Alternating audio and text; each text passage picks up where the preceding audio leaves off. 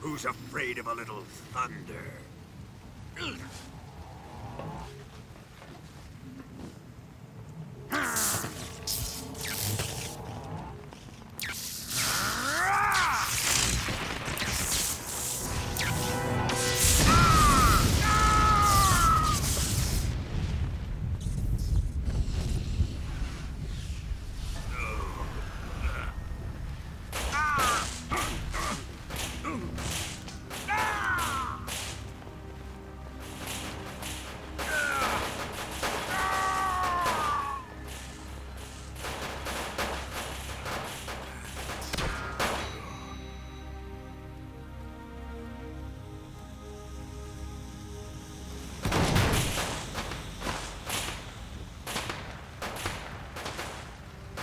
Fried by a bolt of lightning.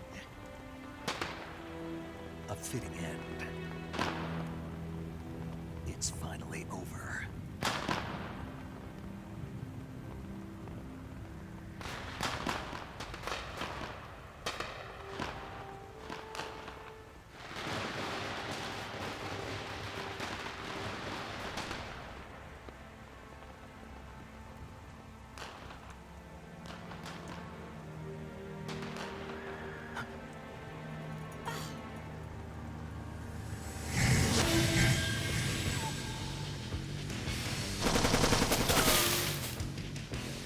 No time for this now. The escape craft is just up ahead.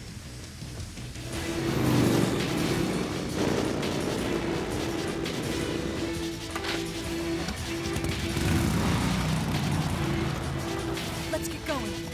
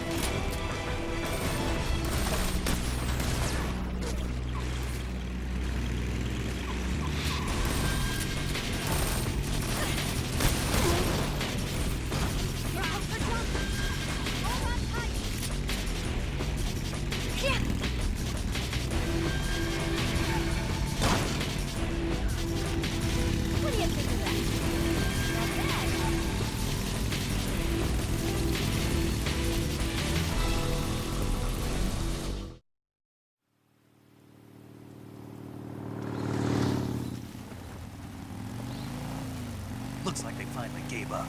Don't start celebrating yet. We're leaking fuel. Damn it. Tank shot up.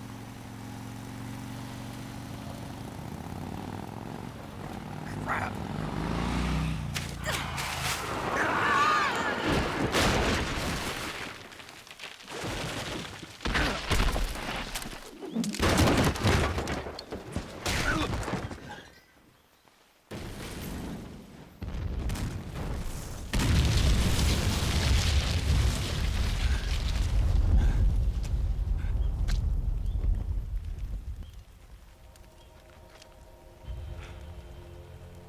Eva! I'm over here.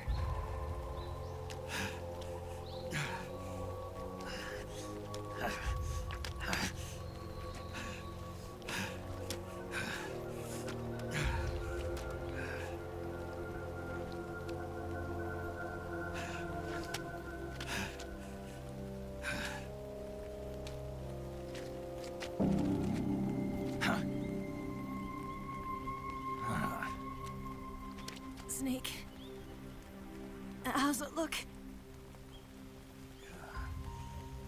Pretty bad. Not a sensitive bone in your body. Eva, What about you, Snake? I'm fine.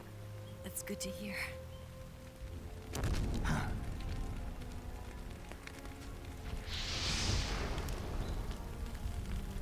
We have to get away from here, Eva. Let's go. Leave me. Eva! The boss is waiting for you. You have to go. Give me a gun. No, we're getting out of here. We're still far away from the lake. I'll never make it. I can't believe this. Uh-huh. I never thought I'd see you act this weak. What do you mean? Listen to me, Eva. We're doing this together. No, you... Eva, I need you. Say that one more time. I need you. I can't fly the wig by myself.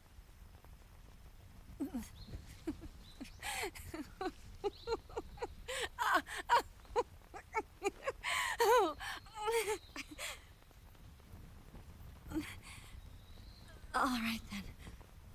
I guess I'd better help you out.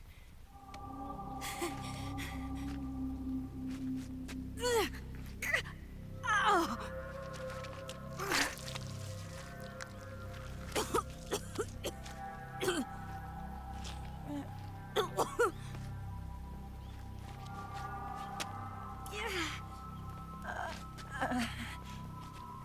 You're lucky to have me.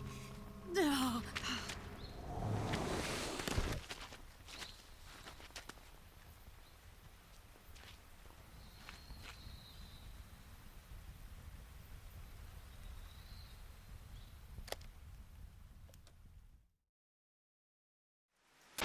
Snake, can you hear me? Paramedic, thank God. Eva's been seriously hurt.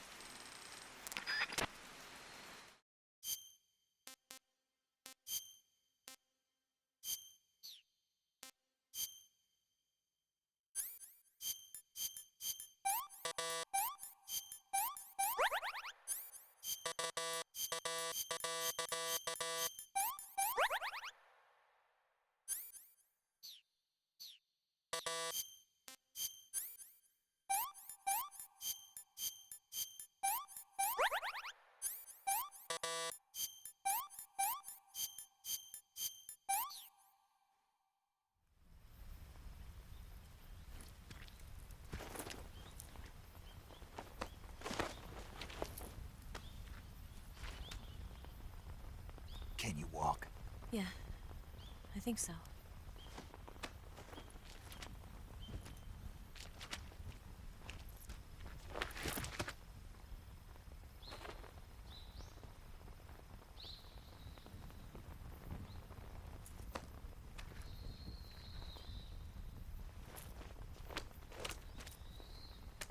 Here. It's different from the Mauser. When you're using a two-hand grip, you have to be careful where you put your hands or your fingers will get burned by the exhaust gas from the cylinder gap.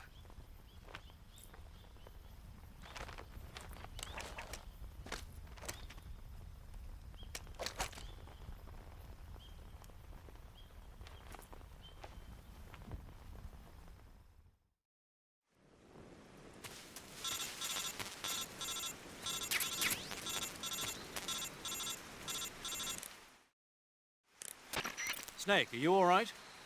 I've been better. What about Eva? I healed her up.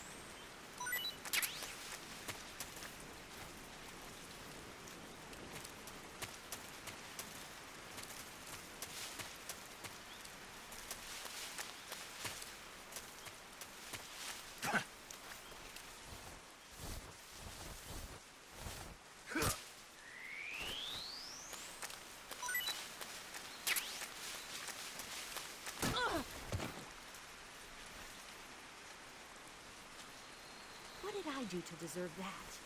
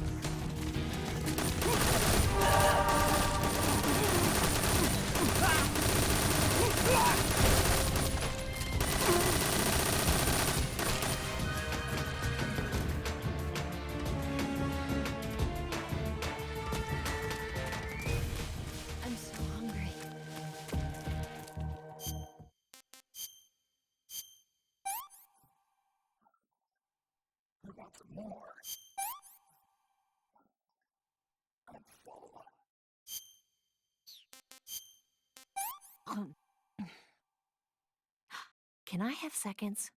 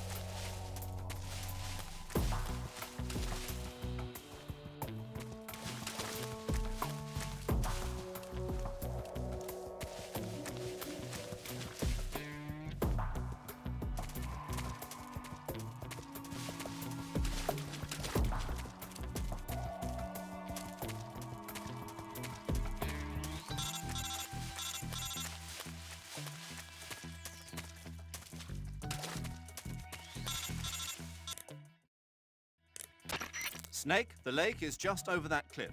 Eva should be able to climb it if you help her. Keep her close to you.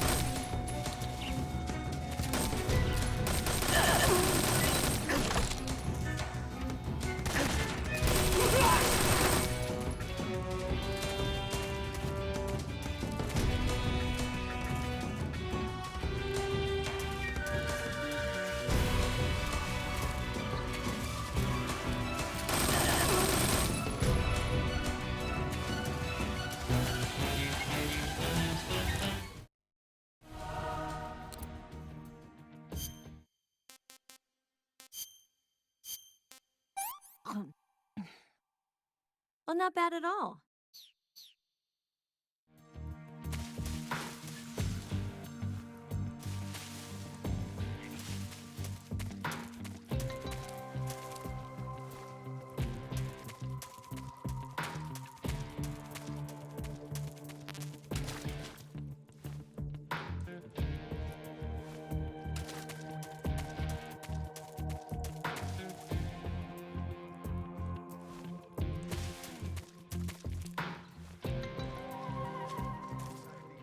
He's definitely here. Flush him out.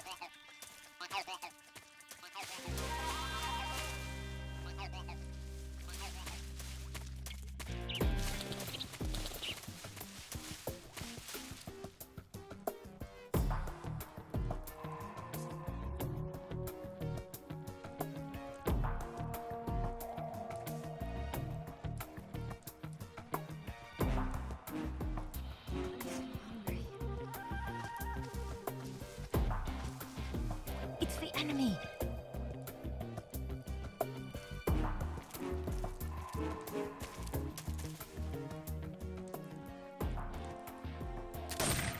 I see him.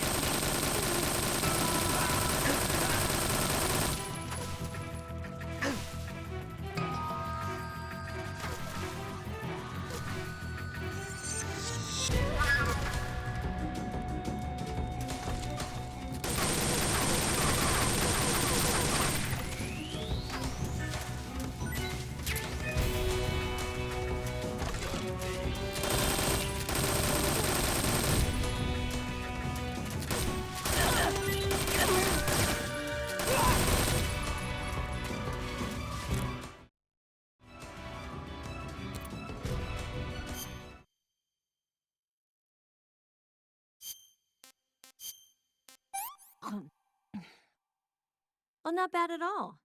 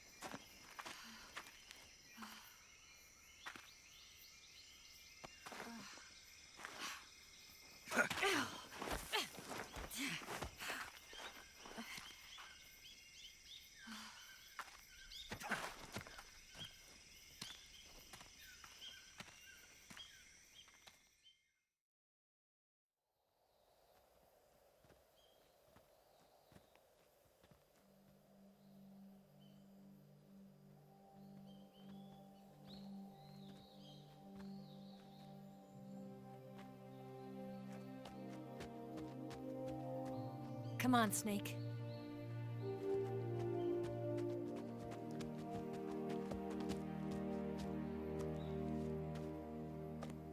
We made it. We made it. Over there.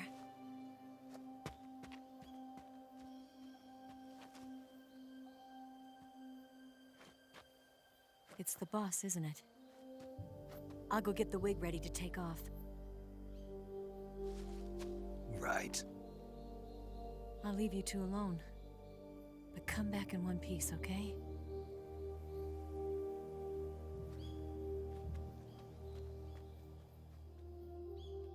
Promise me!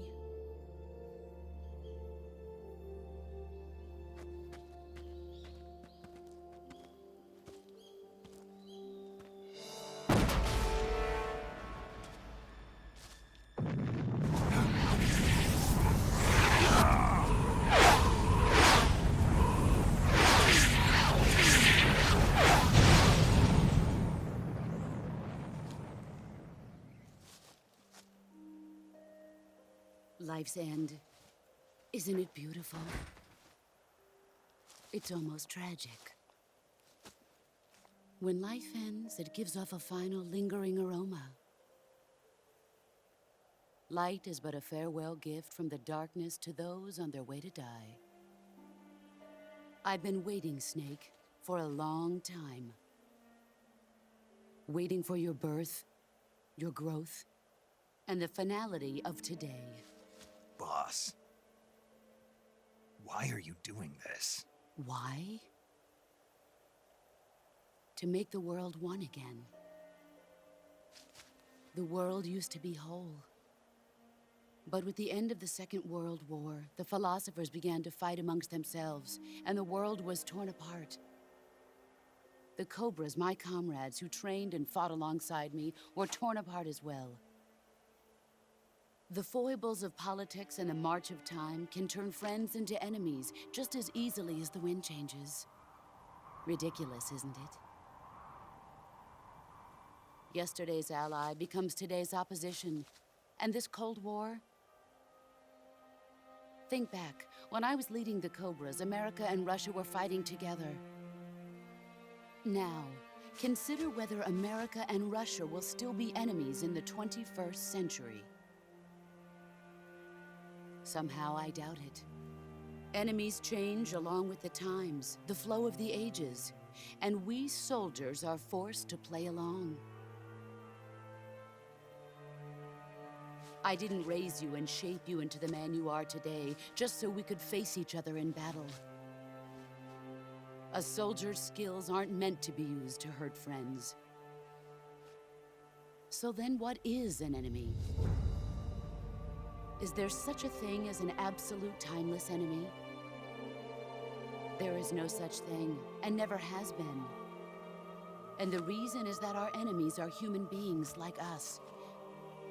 They can only be our enemies in relative terms. The world must be made whole again. The philosophers must be reunited. I will devote my skills to that purpose. And with the Colonel's money, I will achieve that end. Just as I once created the Cobras. They are my family. I may no longer be able to bear children, but I still have a family. It was November 1st, 1951. I was in the Nevada desert participating in atomic testing. The name Nevada is derived from Spanish, covered in snow, white as snow. And snow is exactly what I saw in that Nevada desert. It froze my blood white. Snake, you were an atomic test subject, weren't you? On Bikini Atoll. That's part of the reason I was drawn to you. You and I are alike. We're both slowly being eaten away by the karma of others. we'll never have the chance to die peacefully of old age. We have no tomorrow. But we can still have hope for the future. In 1960, I saw a vision of the ideal future from space. 3 years earlier, the Soviet Union had succeeded in launching Sputnik, the first man-made satellite in history, into orbit. This came as a huge shock to the United States. In response, America threw everything it had into its own manned spaceflight project, the Mercury program. Even as the Soviets seemed poised to send their first man into space, America was still experimenting with chimpanzees and rockets. The government wanted human data. So they secretly decided to send a human being into space. I was the one they chose. At the time, they didn't have the technology to block out cosmic rays, and whoever they sent up would inevitably be exposed to heavy radiation. That's why they chose me. After all, I'd already been irradiated once. Of course, you won't find any of this in the history books. I could see the planet as it appeared from space. That's when it finally hit me. Space exploration is nothing but another game in the power struggle between the US and the USSR. Politics, economics, the arms race, they're all just arenas for meaningless competition. I'm sure you can see that, but the Earth itself has no boundaries. No East, no West, no Cold War. And the irony of it is, the United States and the Soviet Union are spending billions on their space programs and the missile race, only to arrive at the same conclusion. In the 21st century, everyone will be able to see that we are all just inhabitants of a little celestial body called Earth. A world without communism or capitalism, that is the world I wanted to see. But reality continued to betray me. In 1961, I was sent to Cuba, to Bahia de Cochinos. It was part of a CIA-sponsored invasion under the guise of taking Cuban exiles back to their country. But the US government betrayed them. Our weak-kneed president held back their air support. Defenseless, the exiles were annihilated by the Cuban army. All I could do was watch in silence. I was set up by the very country I'd sacrificed so much for, by the very government I dedicated my life to defending. I was driven from the surface world, and I went underground. Then, 2 years ago, I faced the Sorrow, my old comrade in battle. He was my friend. But one of us had to die. I was left with no choice. The Sorrow gave his life for me. There is no enmity between us. One must live, and one must die. That was the mission. The ones who gave me that mission were the philosophers. Early in the 20th century, the true holders of power in the United States, the Republic of China, and the newly formed Soviet Union gathered together in a secret meeting that would later be known as the Wiseman's Committee. The secret pact they formed there marked the beginning of the philosophers.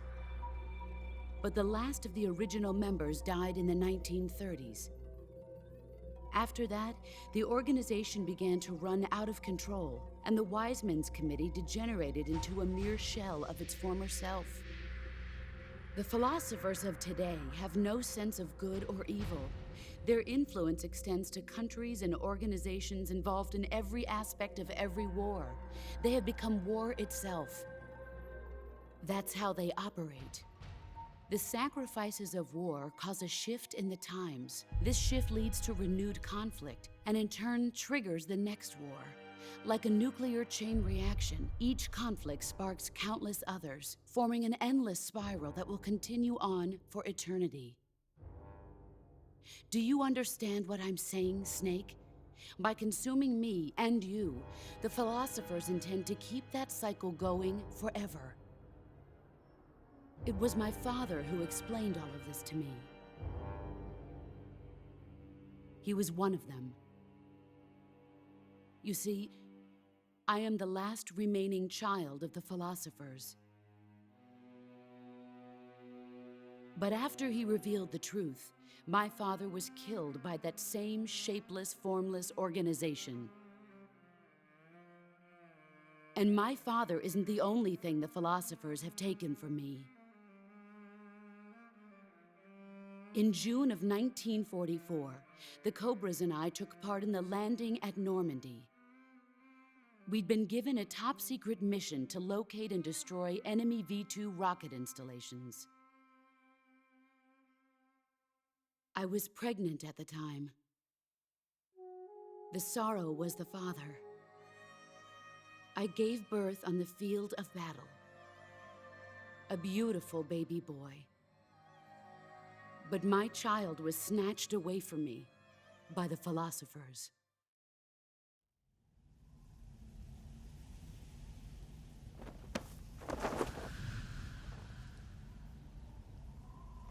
Look at this scar.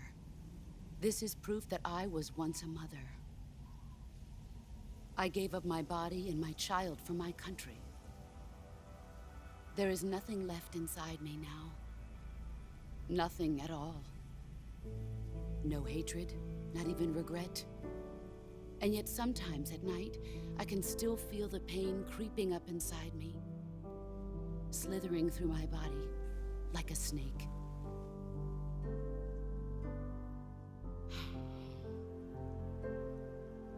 I've never talked this much about myself before. Thanks. Thanks for listening to me.